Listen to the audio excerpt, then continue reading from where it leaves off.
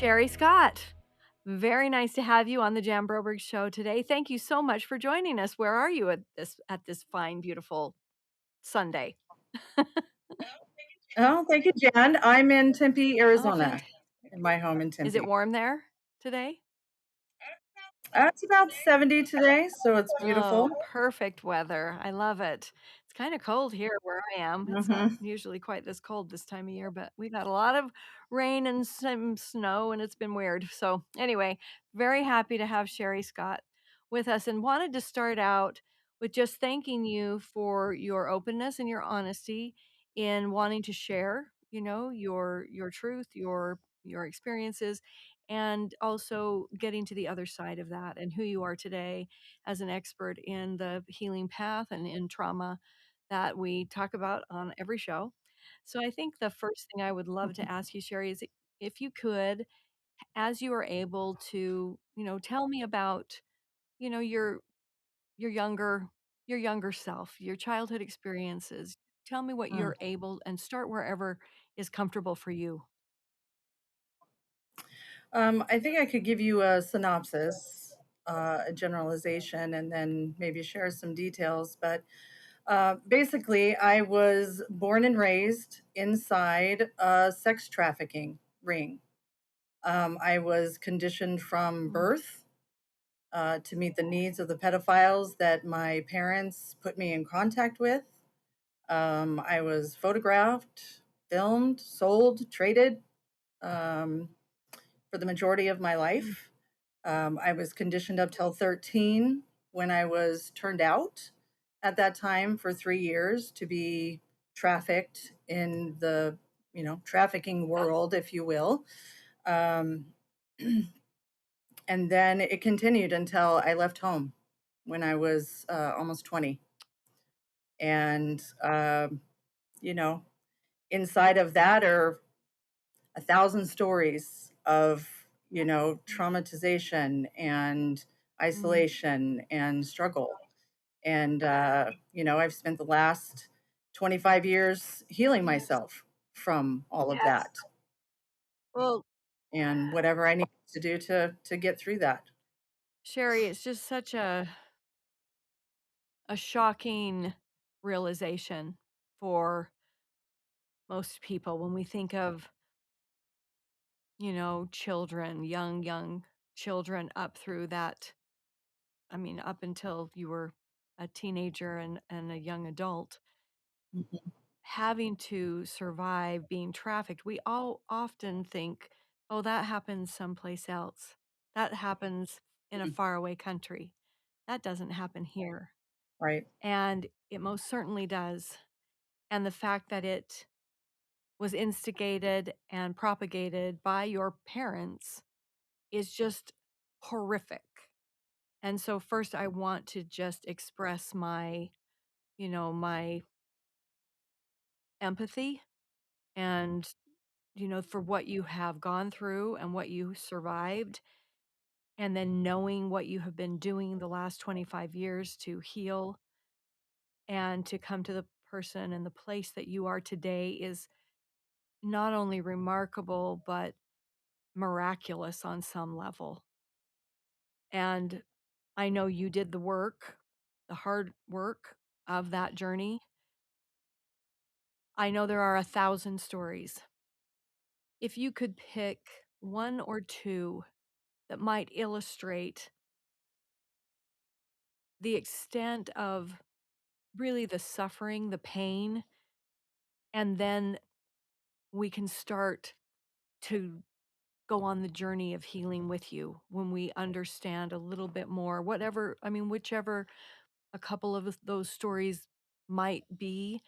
I think if you're willing, we would like to hear a few more details about that.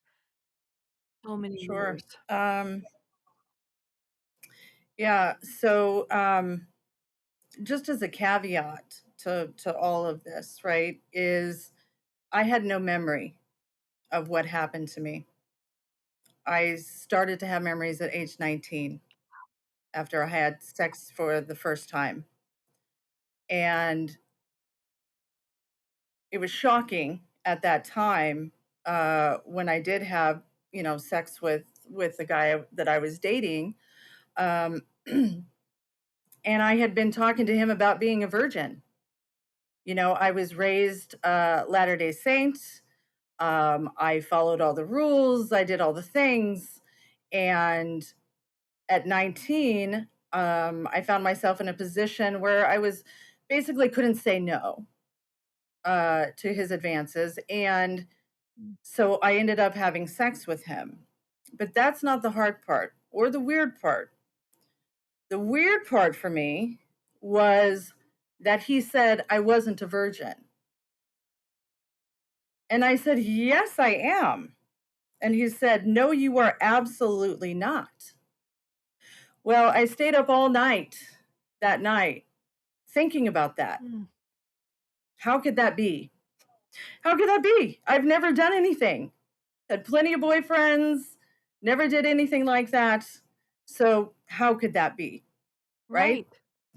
So I was in Colorado at the time, away from my home in Arizona, and I was supposed to be on the ski trip with him for a week, and this happened the first night.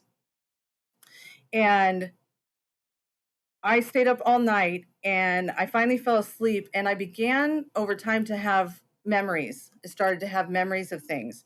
I thought they were dreams at the time because I had no reference point for any of that kind of Mm. memories, right?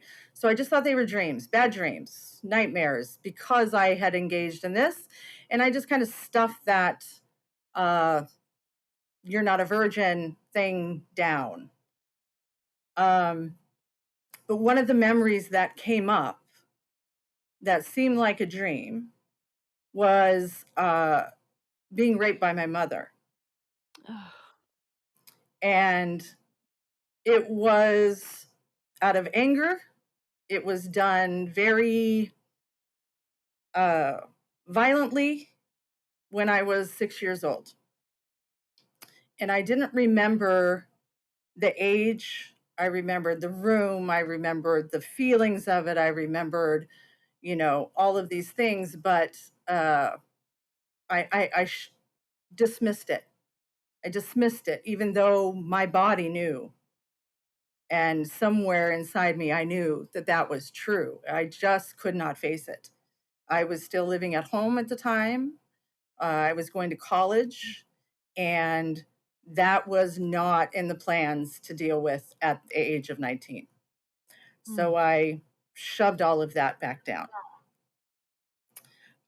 So that honestly, of all the things that I went through, I think that has been the most challenging to overcome because it's your Right. mom, right? Like it's your mom. Moms aren't supposed to do that.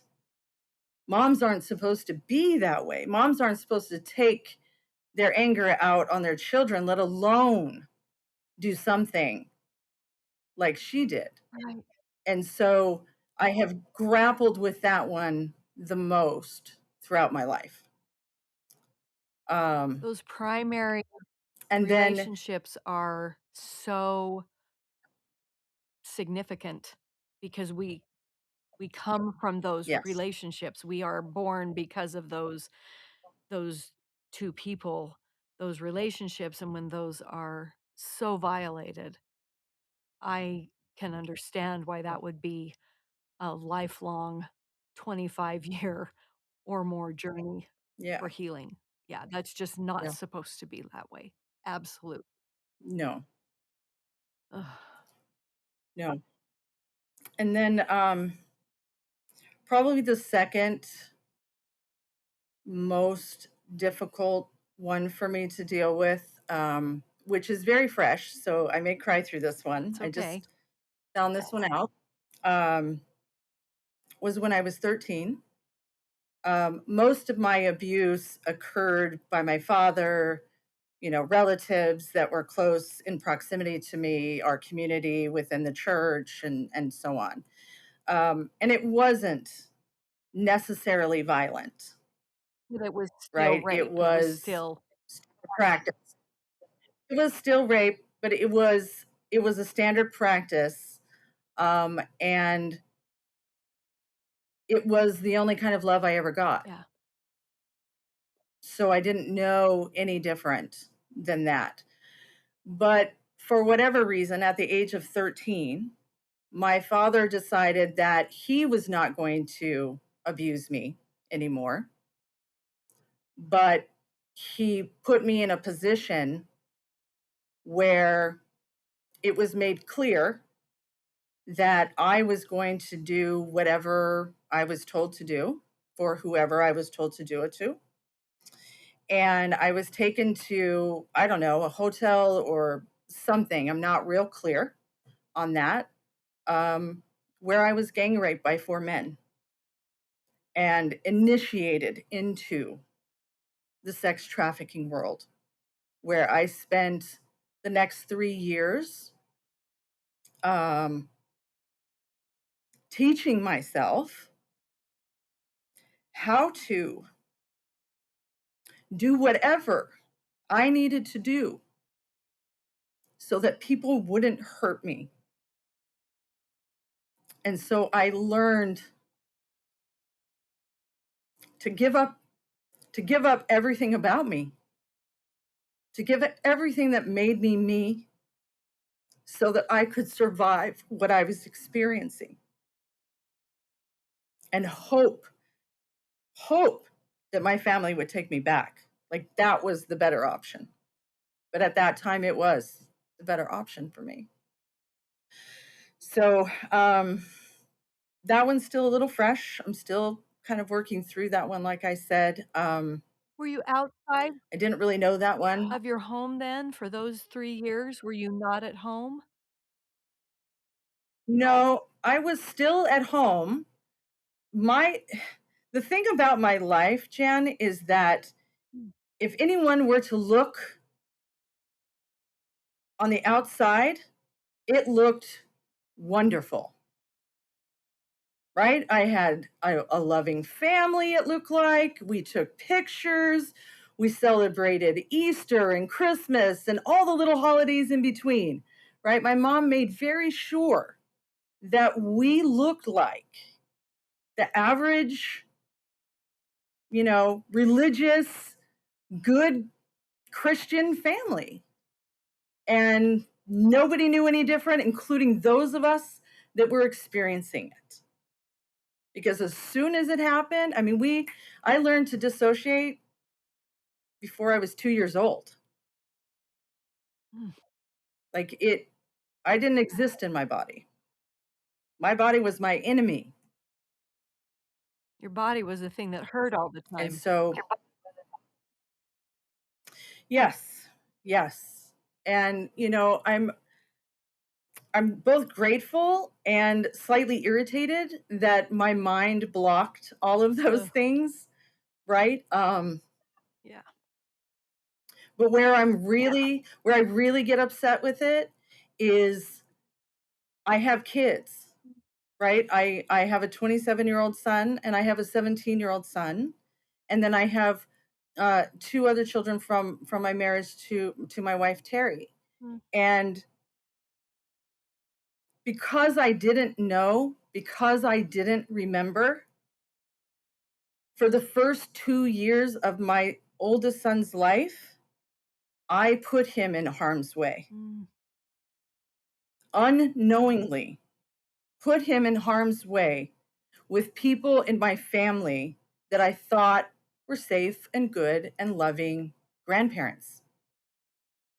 And I don't know to this day if anything happened to him. He has no memories of it. But there was opportunity. And I now know what my parents were capable of doing. And so that scares me, right? That part scares me today. But I'm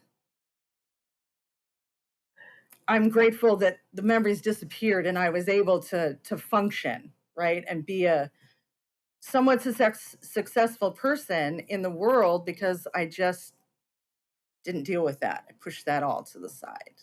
Did you have So siblings who also experienced I know I don't want you to say anything that you don't feel comfortable saying, but when you said it was just the norm for yourself, you didn't know anything else, you just dissociated. My body is my enemy. That's where the pain is. I'll be over here in some kind of spirit form Yep. of myself, some shadow of Yep. myself without my body, Yeah. basically. Is that the experience that you think your basically all of your siblings experienced, or was that unique to you? Um, our our experiences were very different in that home. We all went through trauma, but it was very different. Mm. There was very roles were assigned. There were very specific, you know, these people against these people. It was not a family. It was not a family. We were raised by pedophiles, and no matter how much they pretended otherwise, it just wasn't a family. And that's been one of the hardest struggles, is that each one of us, and there's five of us all together, each one of us is in a very different place in our journey. Very different. I started sooner than anybody else and have continued straight for 25 years. They have done their bits and pieces, and they are where they are. Um, but I don't generally talk about them too much. Those are Right. their experiences, and I don't know about them. I'm not them. I can talk to mine, um, and we all Yeah. suffered in different ways. We all It's suffered. not very Yeah. often that you hear a story where both parents are pedophiles. That is very, very rare. I often hear stories where one or the other and is a pedophile, is molesting or raping, children, tweens, teens, either their own or someone else's. And the other parent either doesn't know, and I'm doing air quotes, Mhm. because I don't know how they don't know anything. I understand grooming. I understand not knowing. My Sure. parents did not know. I understand that predators are very, very slow moving and can be they're just masterful con artists. They really are. Absolutely. Sociopathic Yep. and psychopathic. And so I understand people cannot know. That's valid, but I rarely hear a story where it's both parents are pedophiles and what one knows, the other knows. Were they always in sync that way, or was did that handoff happen? Because usually a criminal pedophile who is, actively pursuing young people as prey, they may prey on their own, but they often prey on others as well. And I'm just so interested in that pathology and what that looked like for you in your experience. Yeah, I would say, for the most part, I would say my mother was more of a victim, right? Like trapped in something that she didn't know how to get out of. She got married young, started having kids, and it started right away, from my understanding, right? Like I was 6 months old when they started conditioning me, and that's been confirmed by my mother. So I do know that she knew something. I think for her, it was more repeating a pattern of behavior from her childhood, right? Like just inappropriate sexual behavior, no boundaries, that type of thing. And I think, when she raped me at age 6, that didn't have anything to do with being a pedophile. That didn't have anything to do with sex. That had everything to do with what was going on in her life, her inability to be able to regulate her emotions in any way, particularly anger. And I happened to be there. I was in the wrong place at the wrong time, with things available within her reach to make that happen. And she lost her mind. Like, I have to believe that she wasn't present. Right. when she did what she did, right? Because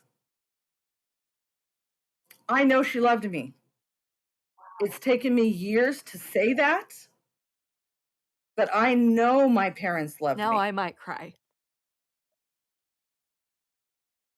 But they were not equipped to be parents.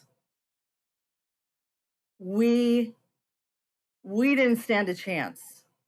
Right. And that's heartbreaking to me. I'm not angry with my parents anymore, I Jan. get that. I'm not. That's amazing, but I get I it. I I love my parents. I see them for the human beings that they are. I see the trauma. I've heard about their experiences growing up. I've had conversations with them. They deny everything, by the Mm, way. Everything. But when I talked to my mother, this would have been about 5 years ago. I think I was maybe longer. I think it was about 44, 45. I was in a development program, a personal development program, and I wanted to forgive my mom. Like I wanted to understand my mm, mom. I wanted to understand how she could do what she did, and I was trying to reconcile the love that I felt for my parents with the things that they did that caused so much hurt and so much pain for all of us. But I could see that they were still trapped there, that they were still in the space of trauma and pain and no options, right? And they may not be actively doing anything that they were doing back then, but they were stuck in the past and in their own suffering. And so at the age of 45, I called my mom and I said, I want to talk to you about something that happened when I was 6 years old. And immediately she was like, no, nothing ever happened between us. Like, I never did anything to you. Like, she was very adamant mm. about that. Right. But I could also hear the shame and knew that she knew what I was talking about. And so I went on to describe what I remembered. And right about the part that I got to saying, you raped me, she said, oh, nothing like that ever happened. Like, why do you keep bringing this up? And I said, okay, okay, it's okay. I'm not calling to upset you. Like, I'm calling to let you know that I forgive you for that. And that I want you to forgive yourself for that. I know you loved me. I know you did the best you could, but I'm having a hard time understanding how you could do that to me. And so I want to know what was going on in your life at the Mm, time that had you do that. yeah. And so she began to share, different stories I had heard before, stories I've like dismissed, like, yeah, okay, whatever. Like, get over it. You're a victim. Like, that's how I treated her in my younger years, my teenage years. Like, she shared her abuse stories with me. And I didn't either I didn't understand it or I didn't want to or I was angry or I don't know, right? Like I don't know why I couldn't.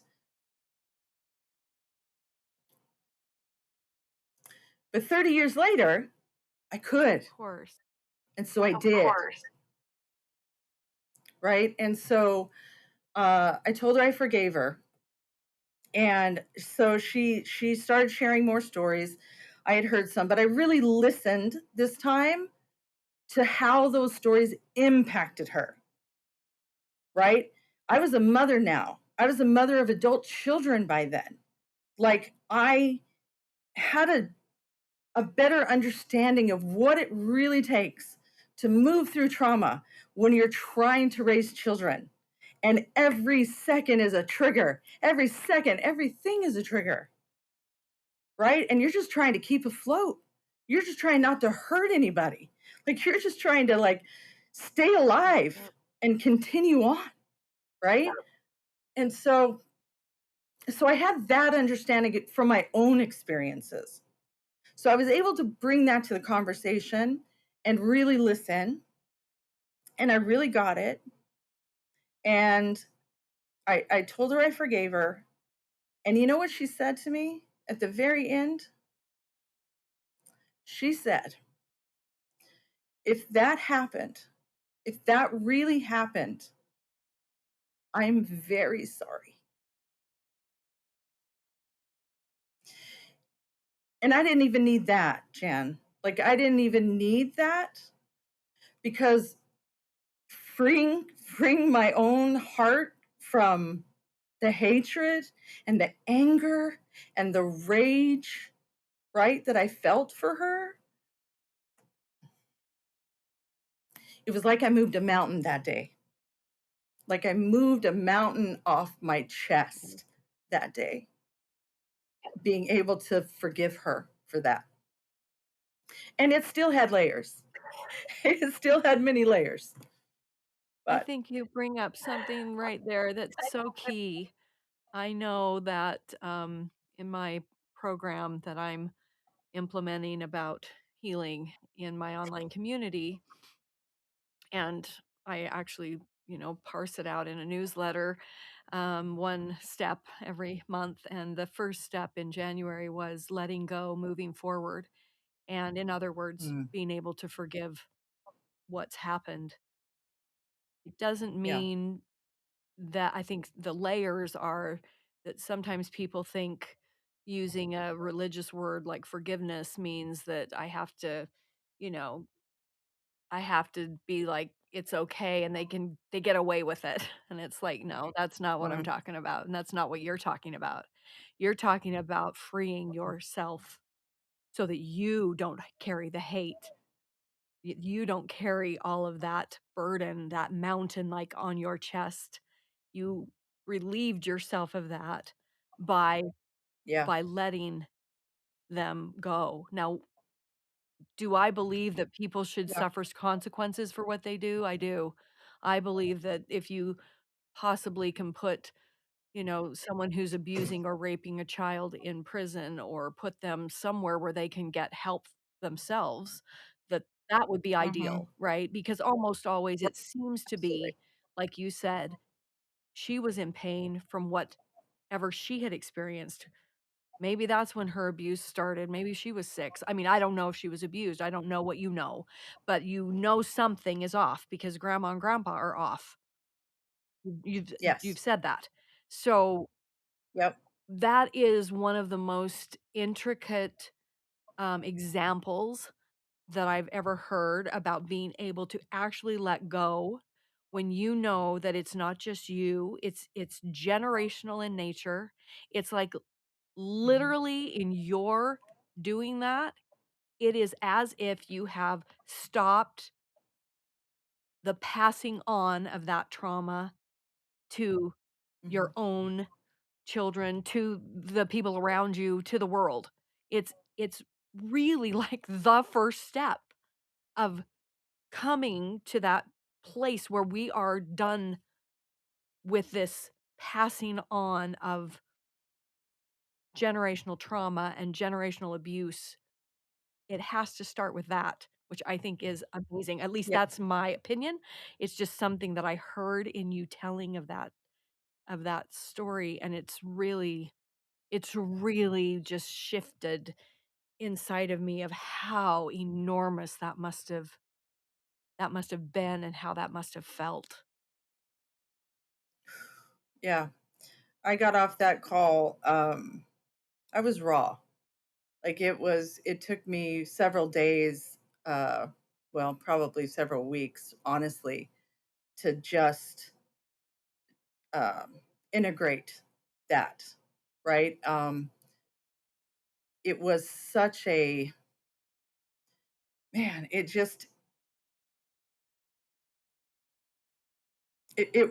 it was the thing, the very first thing that set me free in a way that I was like, "Holy cow." this healing is actually possible. Like I can do this, right? Like I I I didn't talk to my parents for 19 years. I had nothing to do with them for 19 years. I started counseling when my son was 2 years old. And I told my parents after I had, you know, a few sessions, maybe 3 sessions with my therapist, and it was clear that um, this was going to take a while. And I had no memories at the time. I had stuffed that other memory down. I didn't really believe that was true. So there was no reason for me to think that it was going to take a long time, but I didn't think it would be 19 years. And I actually called my parents and told them, "Hey, look, I'm starting therapy and there's some things that I need to work through." And I was in the middle of a divorce at the time, and so I think they associated it with that, Mm, right?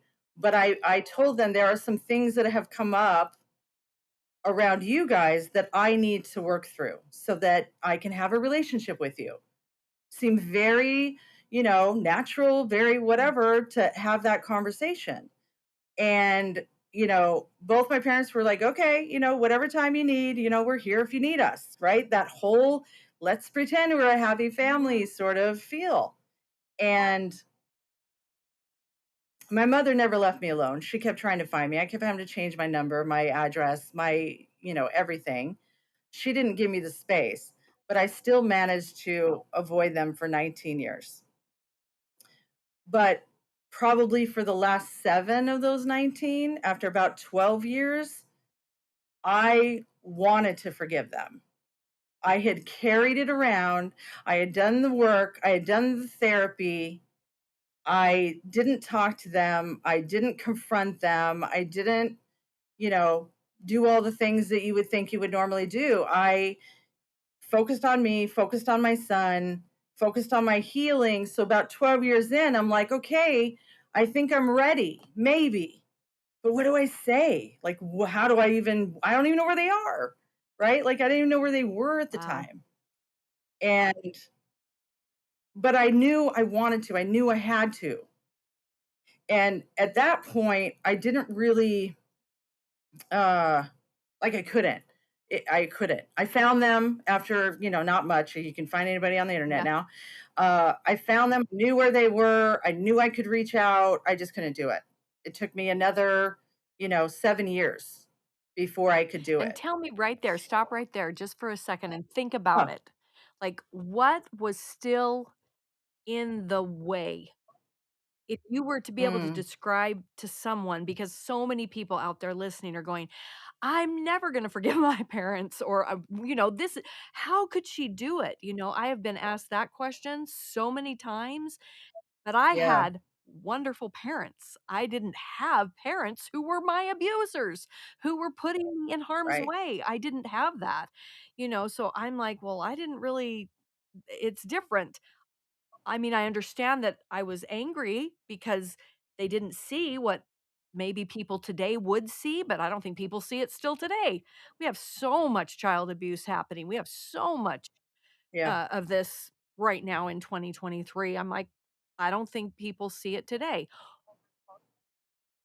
But yours were the perpetrators, and I think people are losing their minds right now going, "Okay, well, why didn't you? I Because bet they that's where are. I'm at. I can't. I'm not going to, or I want to, but I can't, or I don't want to, and I never will." And we both know, Sherry, that not that deciding that you will never do that only imprisons you. It Right. really does not allow you to Yeah. move forward in your healing. It really is a key component. It's not just a nice thing to do, it is an Nope. actual key to healing. It's the key. Yeah, absolutely. Well, what it was like for me was ask me the question again so I can What do really you think you had clarify been that. thinking about, "I want to do this thing. I want to forgive them. I wanna let go. I wanna move forward." Yeah. You knew that that was in the way of your own healing, but Yeah. you then when you got the opportunity, you still couldn't do it. Is it lack of words?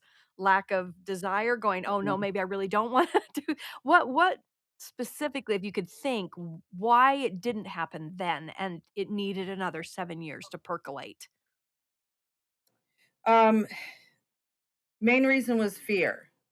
Got it. Fear of being told it wasn't true, being Mhm. gaslighted, uh, gaslit. I don't know the proper terminology there. Um, I didn't want someone telling me that the memories and the things that I had uncovered for myself, that the feelings that I had of isolation, desperation, like I felt like a worthless piece of Yeah. shit every freaking day of my life. You were afraid of not being acknowledged.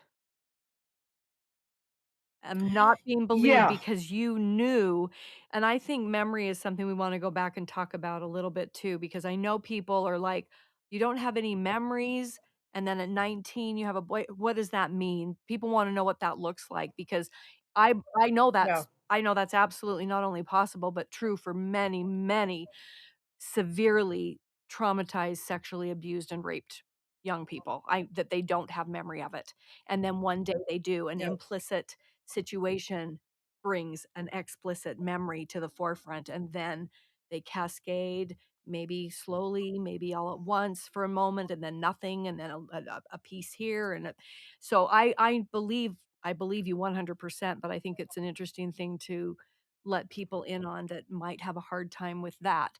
But I really understand fear of not being acknowledged, like not being believed, acknowledging, yes, this we did this. How scary. Because that's like now that you have an identity with your trauma, mhm. it's giving up that portion of that identity because you want to heal and move forward. But what if they don't acknowledge it? That's a huge fear. Yeah. Well, and it was even deeper than their Mhm. acknowledgement. It was trusting Mm, myself and what I knew to be true, right. right? Because growing up in the environment that I did, I took on the environment of wherever I was. I was like an amoeba, Mhm. right? Like whatever anyone needed me to be, that's who I was. That's what I took on. And there was no me. I couldn't tell you how I like my eggs or my toast or what cars I liked or anything. I had no opinions of my own whatsoever. And so I was more worried and concerned that I didn't trust myself yet. Mm, I didn't trust my own truth yet. Right. And so I knew that if I saw them and I faced them and even if I could scream at them what I did know, I couldn't back it up once they started to come at me with, no, that never happened because I didn't trust that it really did for many, many years. mm, Right. And so that's what kept me away. And the belief that they didn't love me. I believe for almost 40 years that they didn't believe that they didn't love me. They couldn't, right? It wasn't a possibility. They were hateful, they were monsters, they were evil, they were, all of these things. There was no love even possible, right? And I bet a lot of your listeners would agree with that. Your parents didn't love you because they did that to you. right. But for me, the changing moment, the defining moment, the access that I needed to forgive them was when my wife, who wasn't my wife at the time, total stranger, Mhm. said to me, "What if it didn't mean what you think it meant? What if your parents did love you, they just didn't know how to show it, and they had other things going on that made it not possible for you or not possible for them, right? And when she said that, I started crying because it resonated as truth. And honest to God, it doesn't matter if they did. I don't want to argue the point of my parents loving me or not. The belief that I have that they did the best that they could, that they were traumatized, hurt people who hurt people over and over and over again, Yeah. Yeah. that that is my truth. That is my belief system. Nobody needs to validate that. Nobody needs to accept it as their own. It is mine. And it has made every bit of difference for me to believe that they did. And it has freed me like nothing else. That is extraordinary. Yeah. I'll just leave it at that. That is extraordinary. And the fact that you could believe what that you believed it, that's what made all the difference right there. That's right. And that's probably at that same moment, whatever pieces of self doubt or lack of self worth or self esteem or self, like I am back in my body Mm. and I'm good. You know? I Yeah. mean, obviously, Yeah. you were able to move forward from that point. Tell us a little bit Mhm. about meeting, Terry. I know you guys got married in Vegas. I do know that much about that. I think that this is a really beautiful turning point in, again, like you were Yeah. saying, Lynn, I didn't know what I wanted. I didn't know how to fix my toast. I didn't know what I wanted for, you know, what it's Yeah. like, yeah, my mom, middle of 9 children, she still to this day at 84 years old, we can go out to dinner and I'll say, "Mom, what would you like to eat?" "Oh, I'll just have whatever you're having. I'll just eat a little of yours." She doesn't want us to spend any money on her, and I know she loves salmon. I'm Mhm. like, "Would you like a piece of salmon, Mom?" "Oh, oh, that's too much," and so we order her salmon, because she won't do it for herself, Yeah. and so very interesting how becoming forgiving the worst things that have ever happened to you and believing that there was love instead of believing that there was just one thing of hate and complete dishonor of who you were as a child is really an extraordinary shift in your thinking in the way that you processed probably the next few years of your life that there was a lot of processing happening. Tell us about that. Yeah, so that was the opening, that was my access. Um, Once I had that conversation with Terry, 3 days later, I was on my parents' doorstep, Wow. embracing them. And then over time, over the next few years, I've had several conversations with them. There's never been an acknowledgement other than what I shared about what my mother said, that if that was true, she was sorry, right? Um, so I've chosen to accept that that is where they are, Mhm. that they may die without ever healing from their past, without ever giving us, my siblings and I, the acknowledgement, the recognition, the apology, whatever that we deserve Mhm. to have from them, right? I mean, we do deserve that, but I had to let that go, right? Because it wasn't going to move me. But what I did take on was, I lived my life as a victim totally before that. I mean, I wasn't responsible for anything. I just couldn't be. Um, but after that, after seeing them, after switching my belief system, and holding on to, okay, they loved me. That's at least a possibility, right? Um, I went to work on just everything. I talked to them about many different things growing up. I tried to get to know them as people so that I could, understand them a little bit better. I My whole desire was to heal my family. Like that is what I'm actually committed to, is that my family heals from this, right? But I'm also not in charge. I'm not in control, and people have their own agendas and schedules, and so sometimes I just have to accept that people are where they are and it's okay, and set boundaries for myself to keep myself and my family safe that I'm raising, right? From the people who are still not healed yet, that could potentially still be a threat, right? And so I did a lot of healing work. Makes sense. I got my bachelor's degree in psychology.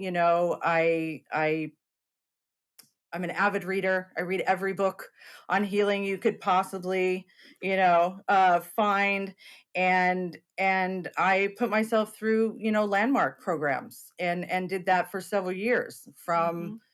um, you know, landmark forum through team 1 and team 2 and wisdom and all of that.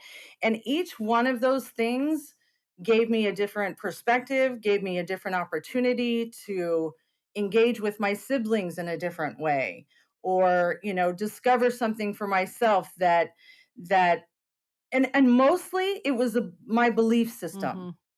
What I really got was that my belief system kept me a victim, and that if I could shift my belief system, and if it was all made up anyway, like, everybody's got an opinion. That's a belief. Right. It's your opinion, it's your belief. If you can have one, I can have one, And they can be different. right? And I really yeah, and I really got that for myself, right? Like I don't have to take on all of these belief systems that people are piling onto me, right? And so the thing that really made a huge difference is when I started to dismantle all of those. And I'm a very structured person. I'm very, I like to organize things and, all of that. Those are strong suits, by the way. That is not my actual personality. I have discovered that since then. But I got very good at analyzing and, figuring things out and doing all of that. And so one of the things I did, I created a I was just spreadsheet gonna say, of my I'll bet belief you system. created a spreadsheet. I knew that's what you were gonna say. I should have said it a sentence Yeah, ago. I was like, I "Oh, you did the spreadsheet thing." I knew it. I love it. I had tabs. I had tabs, Jan, for each area, for money, for family, for friends, for love, for companion, like everything. And I did it for years, and I just kept doing it, right? And I just would list out the beliefs, and I'm like, okay, where did this one come from? Sometimes there was a memory associated, sometimes there was healing that needed to take place there, sometimes there was a conversation with someone that needed to happen. It just really depend on the belief, Oh right? gosh, Sherry, you gotta But come to what I my saw online very community and share this. Like, this is what you do, folks. Create a spreadsheet and have 12 tabs, and one for very each much area of your life or what you wanna see. You want more money, you want better relationships, you want your health, you want you want physical, sexual love, you want, whatever. Just create it, folks, and then write down the list and then knock them off one at a time. It's like an action list in every area of your life. I love it. I want you to come and share all of that with us. I can't wait for you I to would have love your to. yeah, I can't wait for you to get this out there in the world. I hope this is the beginning, this podcast. Yeah, I would love to. That would That'd be be great. amazing. Yeah, so I created my spreadsheet and I just kept documenting, and I would look at it, and if it served me, if I wanted to keep it, I kept it. If I didn't, I got rid of it and I replaced it with something else that made more sense to me, that made me feel powerful, that made me feel good inside, right? And I've just continued to do that. That's just been a practice I've had probably for the last 7 Love years, it. and it works. It works. Well, it does. It's like anything that is, like, so elusive that it's all just lives in the thoughts and the feelings of the mind. I mean, those change every second of every day, right? It's when you can Yeah, put yeah. things in a logical order. I don't even know if it's a logical order, when you can just write something down and look at it and study it and say, how does that land? And how does that feel? Do I want that? Does that serve me? No, it doesn't. Okay. How do I get rid of that? Mhm. And how do I Yep. replace it with this? That really is powerful. And I think that sometimes when we talk about healing and trauma, it feels so elusive. They feel like such, and there are actual things you can practice and put in practice that actually really do. It's like taking the right medicine for the right cold. If you're taking medicine Yeah. for the flu and what you have is a fever or a broken leg, it's not gonna help. You gotta do the Right. right steps for the right thing to heal the right places in you, and to make your belief system different is like step 1. You gotta believe something Yeah. different is possible and that you're Yep. in charge. Yes. Instead of giving that away Yes. to your parents and being the victim, and not everybody's That's at right. that point yet, but when you can get there, it is so freeing, because again, for me as well, the Yeah. landmark forum was a huge step forward in my own healing and getting out of kind of the victim of what had happened to me. So I really appreciate you sharing Yeah. that. Okay, Yeah. so you got your Absolutely. spreadsheet, then what? So I got my spreadsheet, and I really started there with just breaking things down. I I've lived very independently. So where I looked really were the things that weren't working Mm, in my life, right? And there were several areas that were not working. At the time that um, I've been married 3 times. I've had 3 failed marriages. Got married at 20, divorced at 24, married again at 30, 30 something, divorced right after that. And then my last marriage that I had before Terry was 11 years, um, right? And I had another son there, and I stayed there. Obviously, that's not normal, right? To have that many failed relationships.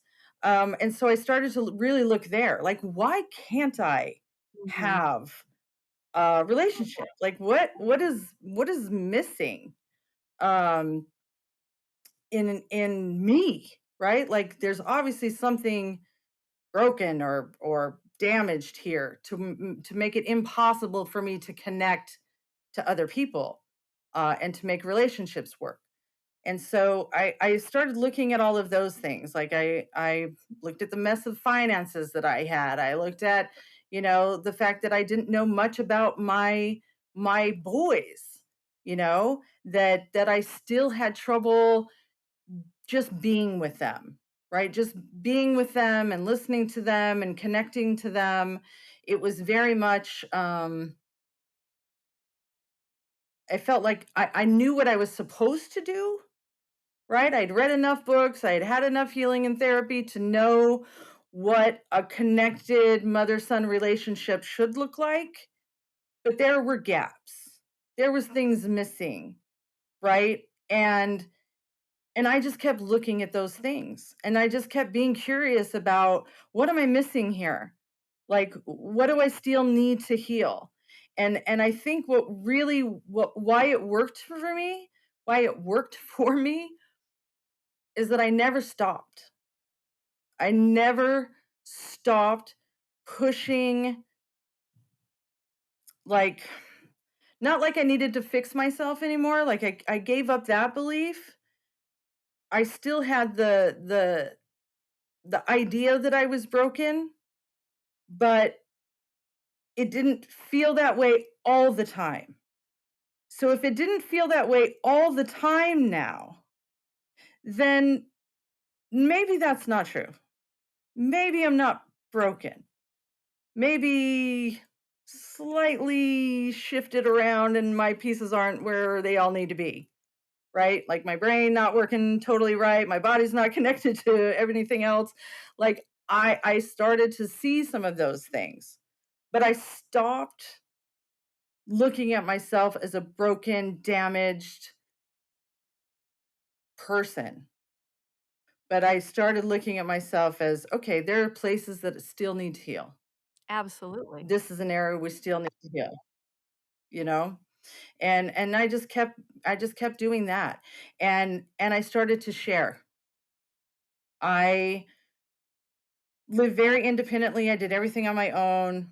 I mean, you want to talk about fierce independence? I'm your gal. I had protective walls, 6 feet thick and 20 feet high. I had literally buried myself in there, right? Yep. But over time, and and this was a very slow process, right? The 25, 30 years of healing, it it it happened in layers over time. I would get rid of a brick, right? Maybe it was one off to the side that I had to peek through every now and then, right? But it was a hole, and somebody could get in, and I could see out. And I just kept opening that up more and more and more with people. I started to engage in community. Community used to be a scary thing for me. People were dangerous, especially large groups of people, growing up in the environment that I did. Yeah. So, but I also heard all these stories about how healing occurs in community, right? And that you really Yeah. need community to heal from these Right. It things. doesn't happen And alone. that You you can literally only cannot complete your healing right, process you can alone. only go so far. Yep. And so I kept showing up, Jan. I guess that's the message. I kept showing up in my life. I kept looking. I stayed curious. I kept in action about things. When I saw something that wasn't working, I owned it. And hey, this is hard for me. Like I can't do that yet. And I always put a yet, Yet. right? Because one thing I really got was just because it is today doesn't mean it's going to be that way tomorrow. And I was on a mission, I love that. right? I was going to heal myself, heal my family, and live the life that I was meant to live. And really discover who I was supposed to be before all of that happened. Mm. But here's what I learned just recently about that. That was an old belief system that I had, that I should have been somebody else. Years ago. And if that didn't happen, I would have been, right? And if that wouldn't have happened, I would have been that person. But what I believe now, what I believe today is all of those experiences, the big ones, the terrible ones, the small ones, the seemingly insignificant ones, every single one of those experiences actually gave me the access I needed to discover who I am, right? Like in the mundane, I can find little pieces of myself, and in the really big scary stuff that goes on, right? Um I can find myself in that. Yeah. Well, that's And I found my voice. huge to find your voice. It's really why Yeah. with our podcast, it is about sharing our stories because there is something about finding your voice and that people like you are saying this was not an overnight process. This happened over many years and discovering various things and knowing, something that you thought was this way, but then you put that word yet. Now I know that it might Mhm. be another way. I just am continuing to be curious and does it to discover, and I'm a lot like you in the way that I have read every self-help book, every story book. I like all of those. I'm reading one called Instrumental right now, and it's just amazing. I just continually am um, I really am inspired by other people's stories, even as dark and as difficult as those stories are. It really shows me that our experiences and as we go get to that other they're all gifts in some way because like you just said, that's what gave you access to who you really Mhm. are. You are a surviving, thriving, exuberant, exhilarating person. that is now inspiring other people to come into that place for themselves because it isn't over after trauma. It isn't No, over no. yet. It isn't done yet. So let's keep moving forward. So as marriage number 3 ends, um, you're starting to find that voice. You've confronted or forgiven both things with your parents, and no matter what, not really having the acknowledgement from them, but having your own belief system firmly in place. They did love me, they did the best they could. Um, what was next? How did you get to who you are today and what your plans are and how you're, basically going to change the world? And you are by just telling this story and sharing your spreadsheet. What else? Yeah, so, once let me just clarify, because I think I confused you a little bit about my story, but, so my 3rd marriage was ending in 2016, Okay. okay? And, I was just going to just be by myself. I was tired, Mm, you know, I I was still living as a victim at that point. That marriage wore me out, and I had an 11-year-old son and who was living with me, and my oldest was in the Navy, right? So those were my responsibilities. I had a successful career at mhm. Chase. I was doing that whole thing, but I was completely miserable. And so when I asked for a divorce, he wasn't shocked. It wasn't surprising. We, parted ways, but it was really. I decided, I always wondered if I might be gay. Mhm. Like, growing up, I was definitely attracted to women. I didn't know if that was because I was missing that mother kind of love, that girls get. I don't know, but, that's what I thought it was. But growing up, LDS, it was not an option. Right. So it wasn't even considered, right, that I could pursue that. But after my 3rd marriage, I figured, "What the hell? I've got nothing to lose at this point." And so I just went on an online the chat, apps that they have now for dating and whatever. And instead of doing, looking for a young man, I chose a woman. And that's where I found my wife. And I figured I'm just going to start talking to women, see what comes up, and just kind of be curious and explore that.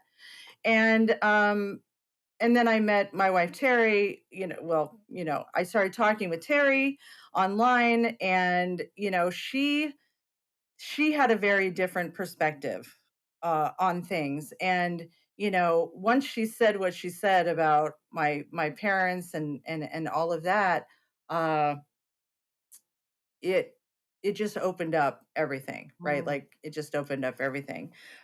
So we started dating and bringing the family together, and doing. She was doing Landmark at the time, and I was very interested in that. She was actually. Didn't even want to give me the information about it, right? Because she didn't want me to do it for her or anything. Like, no, no, no, this is not for you. Okay, This is I my see thing. potential healing opportunities here. Please give it to me. Right. And so I did that, and it was scary. It was terrifying, to Mhm. be honest. It was a large group of people. I was uncomfortable with people. At that point in my life, I was still very much living as a victim, and didn't see a different alternative. And I was really just looking to connect with my parents and continue to heal myself. But honestly, I was stuck. Mm. Outside of leaving my marriage and starting this new chapter of, who knows what this was gonna bring, um, I I didn't know. So I started doing Landmark, I started discovering some things, started doing that.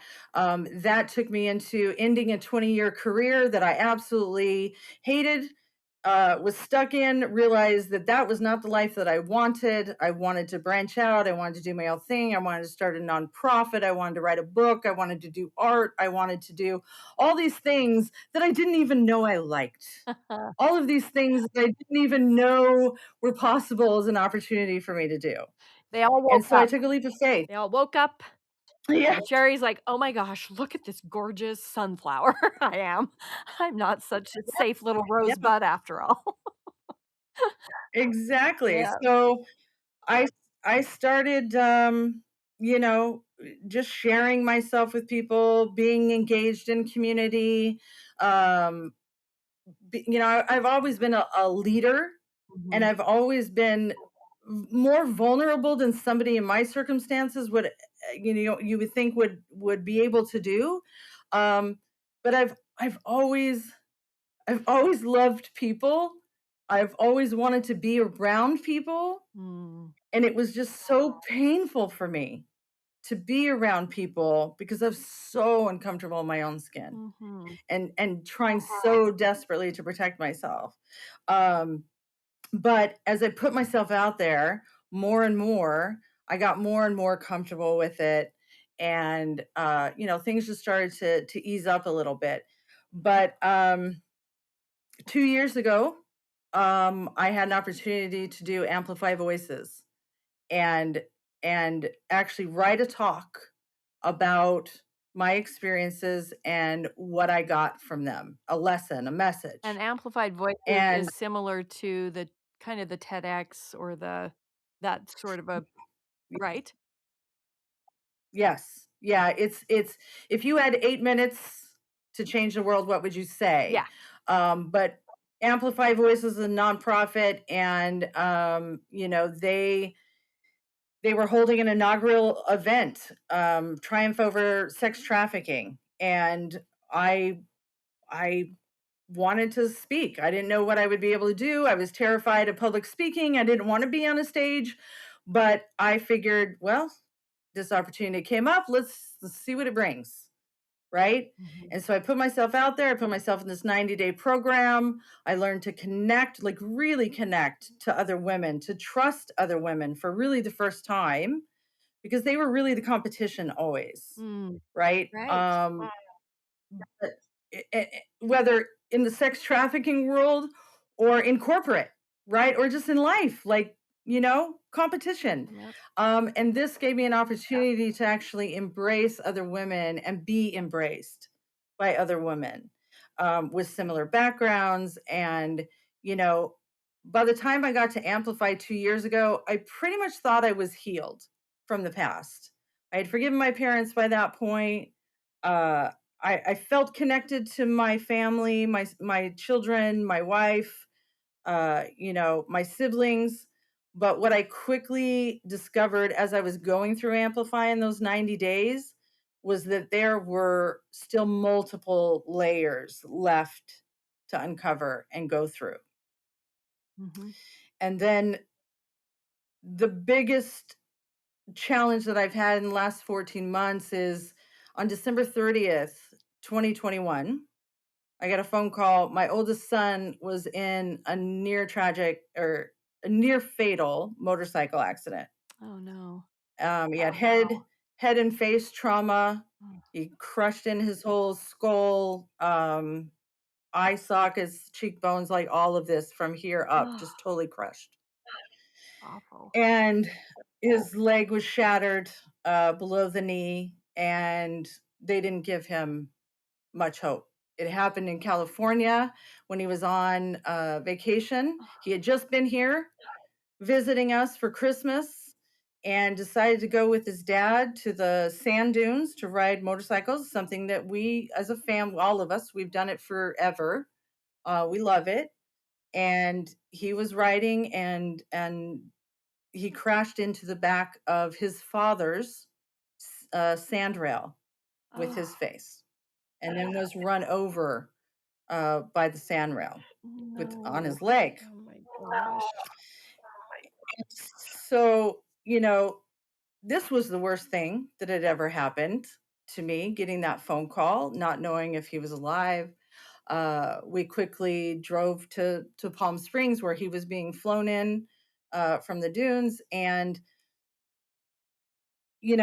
14 months later, and having I lived with him in San Diego in the Wounded Warrior Barracks, took care of him every day for 6 months, going back and forth between home and our other three kids here, my wife and I going back and forth, and all of that.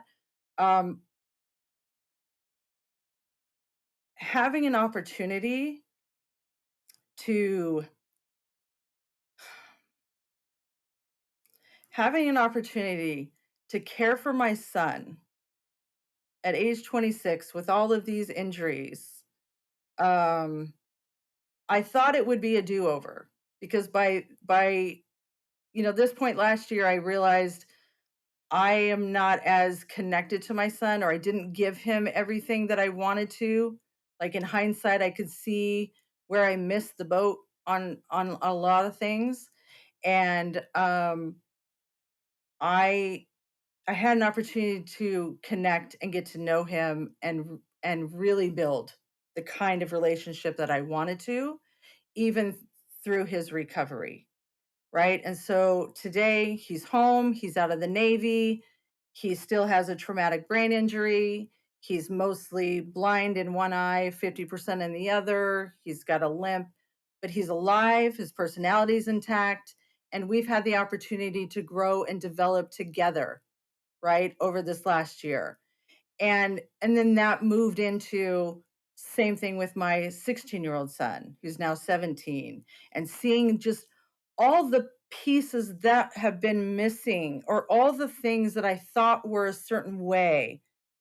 I've been able to adjust, to tweak just a little bit or a lot, but because now I can see the truth, right? The truth of, man, I didn't do as great as I thought I did, but I didn't do as bad either. And there's still some work to be done. And it's never too late to do that.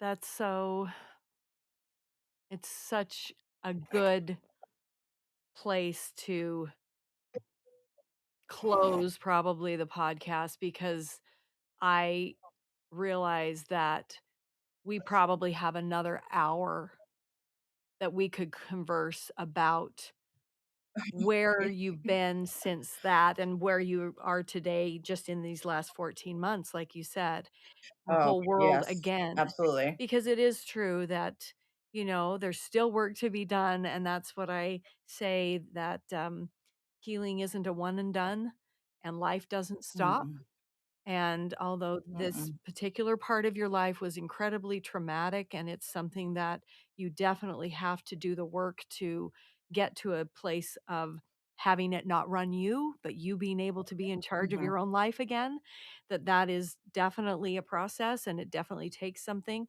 Life doesn't just stop giving you opportunities to No. for you deepen relationships that are most important to you, and maybe Mhm. as awful as that, just my heart just sinking in my chest hearing about Yeah, your son and the accident. But what also has come from that is that those relationships with both of your boys, and I would imagine with your stepchildren, your entire family, absolutely. there has been Mhm. something, beautiful that has been gained from that tragedy as well. And so there's something about Yeah, having your mindset shift, that we go forward, and we hurt and we cry and we have all the emotions, and we still can stand in a place of going, but there is something here on the other side of this. There is something that I'm gaining, like that access to who we are that you said or mentioned yeah, earlier. It's just such a beautiful way to think. And I think if we could all shift our thinking in that one way, like my experiences give me access to who I really am. And that is a beautiful, resilient, incredibly inspirational person who sometimes doesn't want to get out of bed, you know? Right, Absolutely. right. Yeah, we're all that.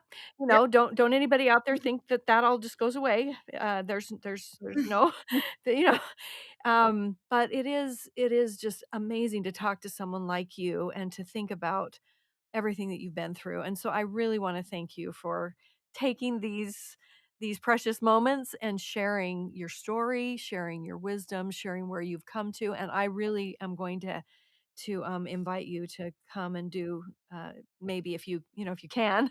I get wonderful Sure. people that are I would love helping to. others who are now desirous of healing from trauma, having better relationships, figuring out who they are, having better finances, all the things that the spreadsheet that you talked about as you continue to be curious. And the relationships, I mean, I bet that was one of your tabs on your spreadsheet. It How do I was. have better It was a relationships? very lengthy tab. Yeah, Yeah. it was a very lengthy tab. And you think about the relationships with your boys, and you're like, "Wait, I didn't mean I wanted that to happen. The accident, I didn't mean do that, to have this." Right. But you do have something from that, and I think that that perspective, that shift is really a wonderful way to kind of end our time today, and maybe we'll have an opportunity to talk further about what you're doing to move into, kind of the healing thing, like what you said, the art, write the book. Have you been writing the book? Tell me about Yeah. if that's Yeah, I have happening lots to now. share, and we'll definitely have to do another segment for that because just the last, 2 years, I could talk forever about all the things that have shown up and switched up and yeah. So, Okay. I So I really appreciate you having me on. This has been wonderful. oh, my It's great word. to be able to share, right? Like I really Yeah. just want I have something to offer now, and that has not always been the case. Oh, And so I just give back. perfect. Okay, so we will end this one, but we will look forward to another segment. So start writing down all those pieces because man, You got it. I'm looking for the step-by-step process for myself every day.